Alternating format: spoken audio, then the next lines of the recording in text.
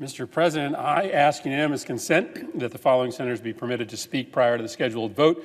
Senator Murphy for up to 15 minutes, Senator Cornyn for up to 15 minutes, and Senator Coons for up to 3 minutes. Without objection. Thank you, Mr. President. Mr. President, I come to the floor today to talk about a piece of legislation that was introduced yesterday by 16 bipartisan senators, the Electoral Count Reform and Presidential Transition Improvement Act. I'm proud of the effort between Republicans and Democrats to put aside our differences on other issues and to be able to put before this body a proposal that will assure that the votes that are cast all across this country for president in 2024 result in the winner of that election, sitting in the Oval Office. And I come to the floor today to underscore for my colleagues why this piece of legislation is so vitally necessary.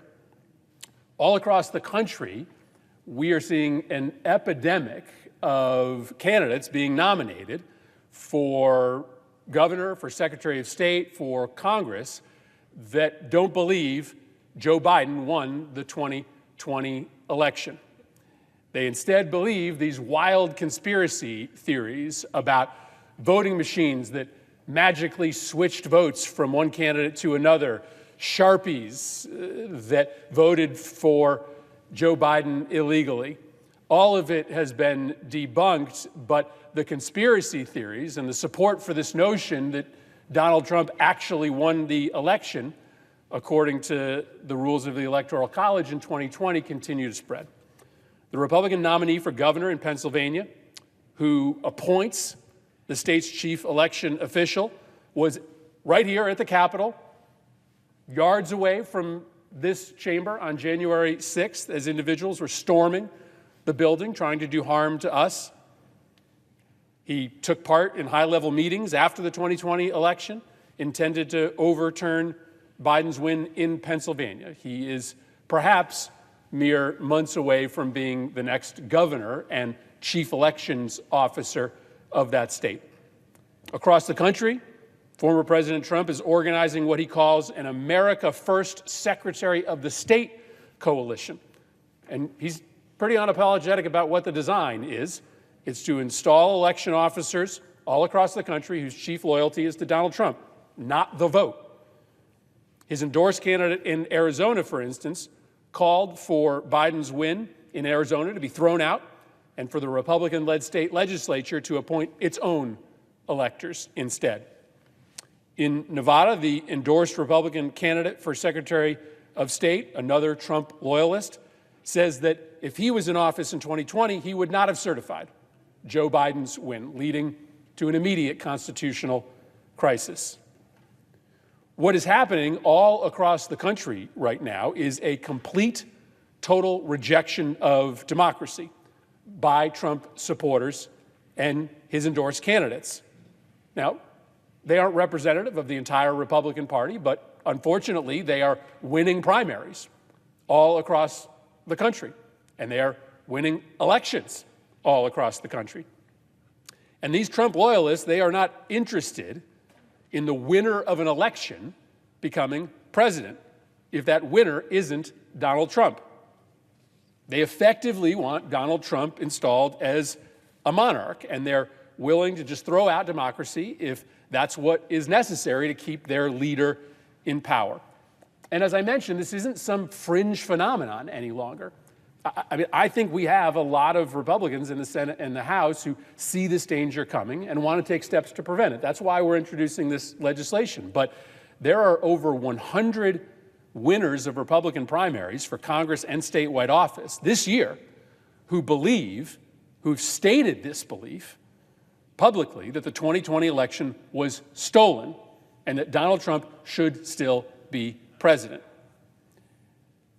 There is just a very well-developed and well-organized movement where Trump supporters are learning from his inability to overturn the election in 2020, and they are galvanizing themselves to leave nothing to chance in 2024. The operation to install Trump in the White House in 2025, if he runs, will be more sophisticated and better organized than 2020. The threat that 2024 will be the last year of American democracy is real. I know that sounds like hyperbole, but we came really close to losing our democracy in 2020. And if a president is installed in the White House who did not actually win the election, then I don't know how you claim that this experiment for 250 years is still ongoing. So we need to act as a body, across the aisle. Those of us who believe that our loyalty to country is more important than our loyalty to party need to act to make it as hard as possible for a group of traitors to install as president the loser of the 2024 presidential election. And so towards that end, we have introduced a piece of legislation that will seek to reform the way in which electors are sent to Congress and the way in which we count those electors, to put up as many barriers as we can to these efforts to install the loser of the 2024 election as President of the United States. So I'm grateful to Senator Collins, Senator Manchin for leading this process. I'm grateful to be a part of it, along with Senators Portman, Sinema, Romney, Shaheen, Murkowski, Warner, Tillis, Capito, Cardin, Young, Coons, Sass, and Graham. And so let me tell you just in a few minutes what the most important elements. Senator yield, with the senators suspend, forgive me, would we keep our conversations to a low tone or move them off the floor? Thank you. Thank you, Mr. President. Let me just tell you about some of the key elements of the Electoral Count Reform Act. It engages to make the selection and counting of fraudulent electors harder by both addressing efforts by Congress to overturn valid state results, but also to make it harder for states to submit to Congress invalid state results. Now, on January 6th of last year, we saw a handful of our colleagues attempt to throw out the valid elector slates from states like Pennsylvania and Arizona. And luckily, in the end, those efforts only got a handful of votes here in the Senate, but the majority of Republicans voted to throw out those slates in the House of Representatives, which just tells you how mainstream these views have become.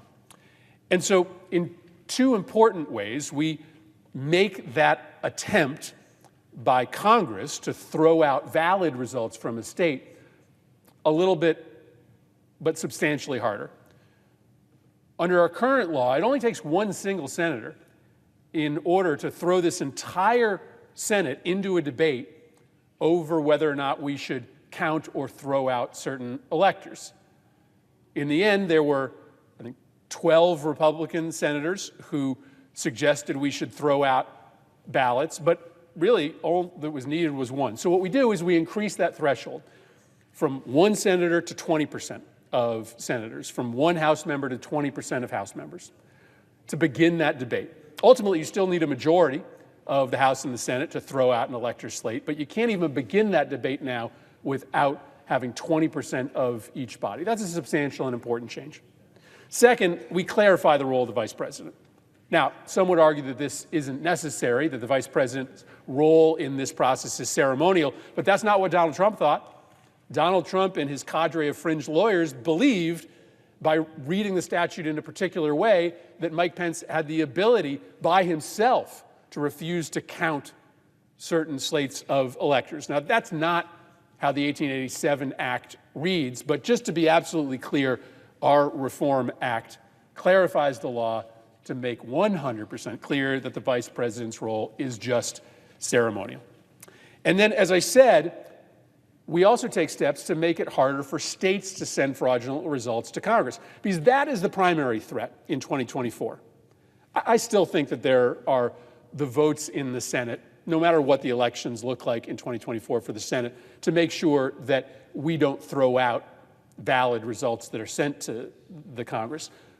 The bigger threat is that one candidate wins in a state like Arizona, or depending on what happens in the gubernatorial election in Pennsylvania, and instead that state decides to send electors for the losing candidate to Congress making some vague, broad claims of fraud that they can't substantiate. So we make that exercise in fraud less likely through a number of means. First, there's a really ambiguous provision in the 1887 law, which President Trump argued in the courts allowed for state legislatures to appoint their own electors if they judged that the election was incomplete. Now, what that was initially intended to mean was if an election didn't happen because of a natural disaster, but Trump's lawyers thought that that meant that these claims of fraud could satisfy that incomplete criteria. Well, we removed that ambiguity in this underlying piece of legislation. No longer will anybody be able to claim that state legislatures can just step in after the fact and appoint different electors. Second, we have a clear prohibition that state legislatures can't change the rules of how electors are chosen after the election itself. Now, it is up to state legislatures as to how they appoint electors. Every state right now appoints them based upon who won the popular vote in their state. But the Constitution does give that power to the state legislature. It does not give them the power to change that process after the voters have cast their vote, and we make that clear in this piece of legislation. And then most importantly, we clarify the process by which campaigns and candidates can contest a fraudulent certification or a fraudulent appointment of electors. As we saw in the 2000 election, there's overlapping contesting jurisdictions between states and the federal court system. It often takes very long time for those processes to play out and unwind. We set up in this bill a new expedited process of review by a 3-judge panel. We limit the cases that can be brought to that panel by the campaigns themselves, just to make sure we aren't incentivizing spurious litigation. But that new process allows the candidates and the campaigns, if they believe that the laws of a state have not been upheld in allowing the majority winner of that state to dictate what electors get sent to Washington, to make that claim before a 3-judge panel in an expedited fashion, to have that case go up to the Supreme Court in an expedited manner as well, clarifying the way in which we solve for these contests if they arise over a valid slate of electors and an invalid slate of electors, an important reform in this bill. Listen, what we have built over the last 250 years in the United States of America, it really is a miracle. And we should never forget how much of an anomaly American democracy is when you look at the broad scope of the governments under which people have lived. This idea that citizens, not dictators or kings or plutocrats, get to decide who leads a nation, 250 years later, it's still a revolutionary idea. And I remind my constituents all the time that democracy is really unnatural, right? Not a lot of other things that are important to us in our lives that we run through democratic vote. Our workplaces are really important places, but we don't run our workplaces through democratic votes. The boss, the CEO, makes the decisions there. We love our sports teams, right? We follow them. We live and die for them, but the decisions on those teams, they're not made by democratic vote. There's a coach, a general manager who makes the decisions. I love my kids, but they don't get an equal vote in the decisions of my household with my wife and I. Lots of things that are important to us in our lives don't run by democratic vote. We're very comfortable, in fact, with hierarchical systems, with one person or a handful of people making decisions for us, but we've reserved this idea of democracy for the decisions that are made that govern our community, our town or our state or our nation. And we need to remember that over the course of world history, almost no one has lived in a democratic civilization.